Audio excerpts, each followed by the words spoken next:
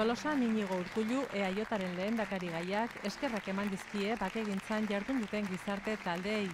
Urkulluk azpimarratu du inungo ideiak ez duela justifikatzen indarkeria erabiltzea eta iraganean egindakoaren autokritika egin du. Behar bada ez du horrenbesteko esan eta aldarrikatu, horretan arestian izandako akatzen bat izan egin baldin badugu, gure aitormena egiten dugu. Eta hortik aurrera gure konpromisoa baloreetan horretan sinestu egiten dugulako eta horretan hazia garelako.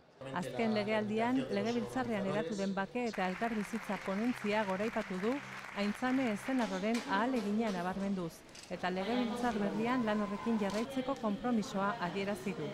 Legealdi honetan, 72 legebiltzarkideen babesa lortu baldin badu, berrian 75 legebiltzarkideen babesa lortzea lortu behar dugu. Hirugarren bake plana abiatu nahi du EAJak.